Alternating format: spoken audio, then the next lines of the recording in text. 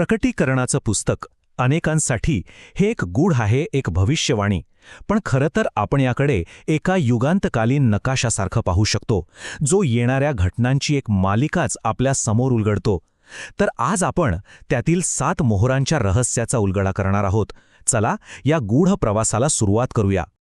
मग मूळ प्रश्न हा आहे की या 7 मोहरा उघडल्यावर नेमकं काय होतं. हाच प्रश्न आपल्याला या संपूर्ण विश्लेषणात मार्ग दाखवेल. बघा, प्रत्येक मोहोर ही एका मोठ्या चित्राचा छोटासा भाग आहे आणि आपण एक एक करून ते सर्व भाग जोडणार आहोत. तर आपल्या या प्रवासात आपण या महत्त्वाच्या टप्प्यांवरून जाणार आहोत. आपण हा गुंतागुंतीचा विषय सोप्या भागांमध्ये विभागून समजून घेणार आहोत, जेणेकरून संपूर्ण चित्र हळूहळू अगदी स्पष्ट होत जाईल. चला तर मग थेट पहिल्या भागाकडे वळूया. या 7 मोहरा म्हणजे नेमकं काय? तर ही फक्त घटनांची एक यादी नाहीये, तर ही एकापाठोपाठ एक उलगडत जाणारी एक साखळी आहे, जिथे प्रत्येक मोहर पुढच्या घटनेसाठी जणू एक दारच उघडते. आता ही गोष्ट खूपच इंटरेस्टिंग आहे. ही स्तरित रचना तुम्ही रशियन मॅट्रियोश्का बाहुली पाहिली आहे का, जिच्यात एका हात एक बाहुल्या असतात? अगदी तसंच काहीसं इथे आहे. म्हणजे 7वी मोहर उघडल्यावर 7 करण्यांची मालिका सुरू होते आणि 7वा करणा वाजल्यावर 7 प्याल्यांची. ही रचना समजून घेणं म्हणजे खरं सांगायचं तर या संपूर्ण भविष्यवाणीची किल्लीच आपल्या हाती लागण्यासारखं आहे. बरं, आता त्या गटाकडे येऊया ज्यांच्याबद्दल सगळ्यांनाच खूप उत्सुकता असते. ते म्हणजे 4 घोडेस्वार. हे चौघे पृथ्वीवर येणाऱ्या न्यायाच्या किंवा म्हणा विनाशाच्या पहिल्या आणि भयावह लाटेचं प्रतिनिधित्व करतात. तर पहिली मोहर उघडते आणि समोर येतो एक पांढरा घोडा. त्यावर एक स्वार आहे. त्याच्या हातात धनुष्य आहे, पण गंमत म्हणजे बाण नाहीत. तो जग जिंकायला निघालाय, पण हा विजय युद्धाने नाही तर फसवणुकीने आणि खोट्या शांततेच्या वचनांनी मिळवलेला असेल. त्यानंतर येतो लाल घोड्यावरचा स्वार.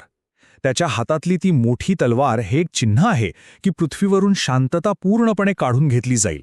आणि मग काय, माणसं एकमेकांविरुद्ध उठतील आणि सगळीकडे महायुद्धाचा वणवा पेटेल. तिसरी मोहर उघडताच दिसतो काळ्या घोड्यावरचा स्वार आणि त्याच्या हातात आहे एक तराजू. हे प्रतीक आहे भयंकर दुष्काळाचं. अन्नधान्याची इतकी टंचाई होईल की लोकांना दिवसभराच्या मजुरीत फक्त एका वेळेचं जेवण मिळेल. पण गंमत म्हणजे तेल आणि द्राक्षारसाला धक्का लागणार नाही, जे त्या काळात श्रीमंतीचं लक्षण मानलं जायचं.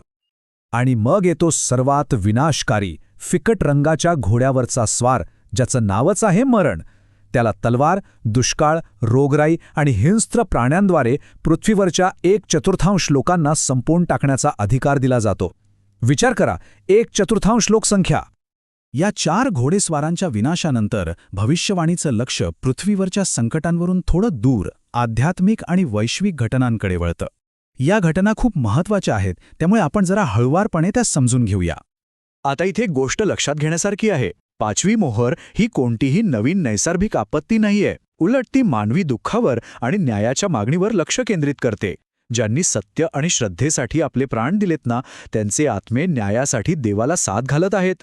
यानंतर मात्र 6वी मोहर उघडताच अक्षरशः संपूर्ण सृष्टी हादरते.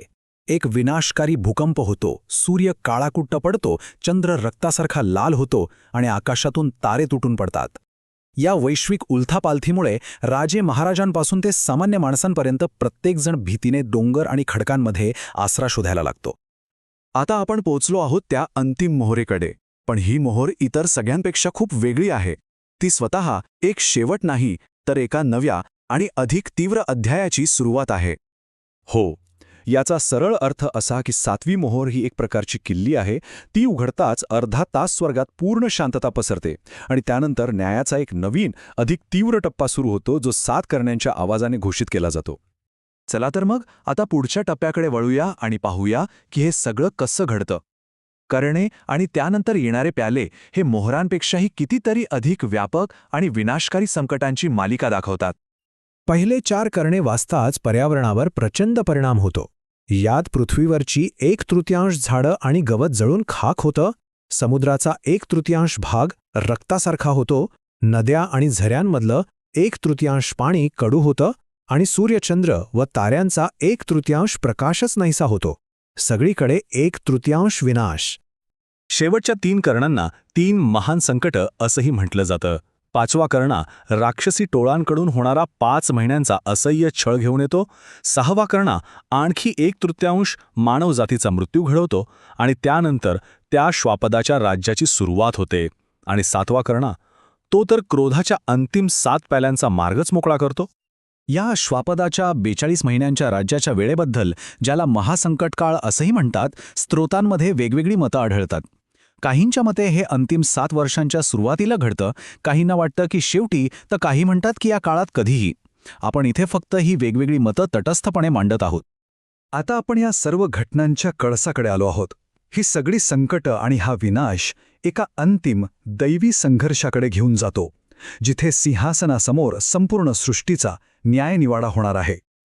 इथे एक विलक्षण गोष्ट दिसते. एक समान धागा, 7वी मोहर, 7वा कर्णा आणि 7वा प्याला. या तिन्ही मालिकांचा शेवट सिंहासनावरून येणाऱ्या विजा, मेघगर्जना आणि मोठ्या भूकंपाने होतो. यावरून हे अगदी स्पष्ट होतं की या सर्व घटनांचा उगम आणि नियंत्रण हे एकाच दैवी शक्तीच्या हातात आहे. मूळ स्रोतातील हे एक शक्तिशाली वाक्य या सगळ्या घटनांचा अंतिम उद्देश स्पष्ट करतं. सिंहासनाची पवित्रता इतकी प्रखर आहे की त्याच्या जवळ आल्यावर एकतर पापांची शुद्धी होते किंवा पापांसकट विनाश होतो. थोडक्यात सांगायचं झालं तर या सर्व मोहरा, कर्णे आणि प्याले यांचं वर्णन एका मोठ्या वैश्विक प्रायश्चित्ताच्या दिवसाची तयारी म्हणून केलेलं आहे. हा तो दिवस आहे जिथे न्याय आणि शुद्धीकरणाद्वारे सर्व चुकीच्या गोष्टी दुरुस्त केल्या जातील आणि सृष्टीला तिच्या मूळ शुद्ध स्थितीत परत आणलं जाईल.